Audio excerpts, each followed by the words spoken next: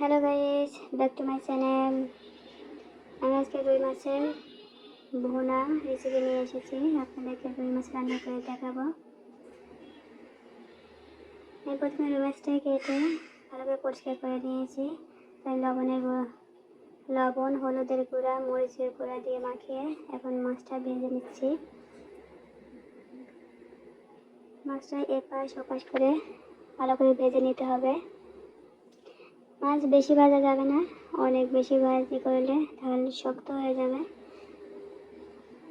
আর একটা টিপস বলে রাখি আপনাদেরকে, হলুদের গুঁড়া, মরিচের গুঁড়া, লবণ মাখিয়ে 10 মিনিট মাছটা রেখে দিয়ে 2-3 ফুটায় যদি লেবুর রস দিয়ে মাখিয়ে রাখেন, পরে 10 মিনিট পরে ভাজি করেন, তাহলে ওই মাছটা নরম থাকবে আর সহজে ভাঙবে না।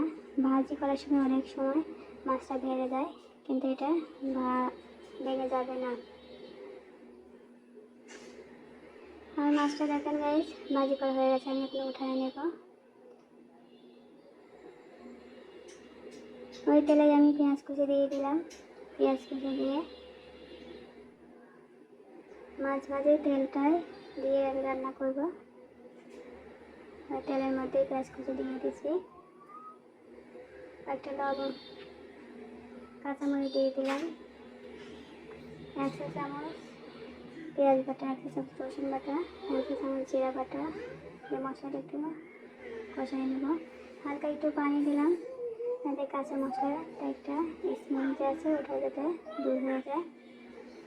এরকম একটু পানি দিয়ে কষিয়ে নিতে হবে। স্বাদ মতো লবণ দিলাম, 1/2 চা চামচ হলুদের গুঁড়া, 1 চা চামচ মরিচের গুঁড়া।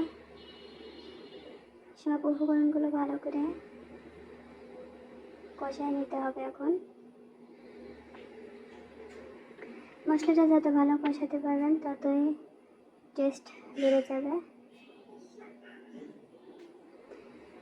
আমি টমেটো বাটা দিয়ে দিলাম।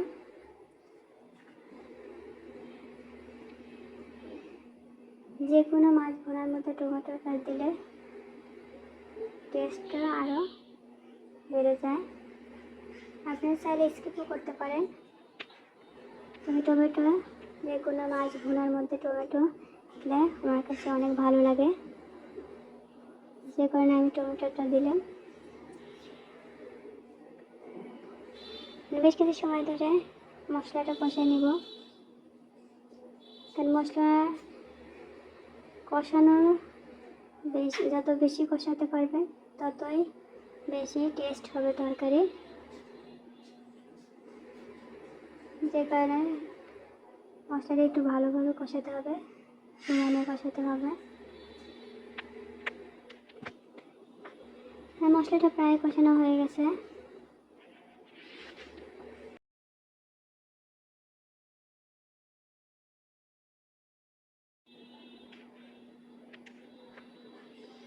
মশলাটা থেকে যখন তেল বের হয়ে আসবে তখনই মশলাটা কষানো হয়ে যাবে।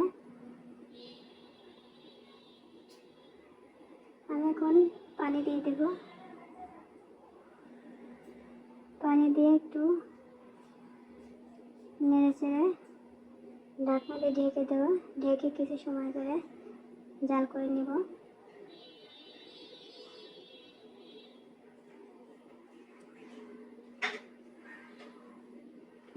আমি এখন মাছটা দিয়ে দিচ্ছি, আগে থেকে ভেজে রাখা মাছটা দিয়ে দিচ্ছি। মাছটা দিয়ে দিলাম। এখন ধনিয়া পাতা দিব। আপনারা চাইলে ধনিয়া পাতা দিতেও পারেন, নাও দিতে পারেন। অনেকেই ধনিয়া পাতা একটা স্মেল আছে ওটা সহ্য করতে পারে না, যে কারণে খায় না। তো ধনিয়া পাতাটা আমার ভালোই লাগে।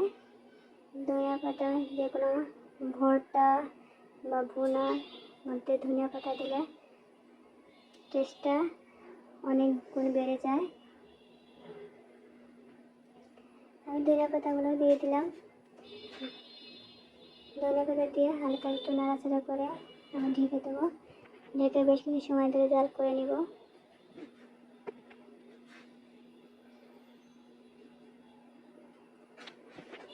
দেন গাইস আমার রুই মাছের ভুনাটা হয়ে গেছে, আমি এখন নামিয়ে নেব। আপনারা চাইলে হালকা একটু ঝোল ঝোলও রাখতে পারেন, আমি ঝোল ঝোল রাখবো না, একদম ভুনা করে ফেলবো। অনেকে হালকা একটু ঝোল ঝোল রাখে।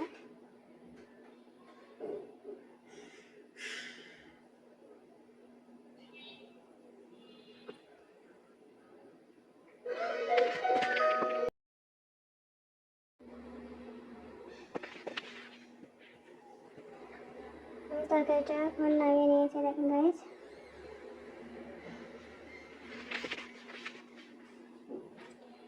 তরকারিটা অনেক দেখতে যেমন লবণীয় মনে হয়েছে, তেমনি টেস্টটাও অনেক গুণ।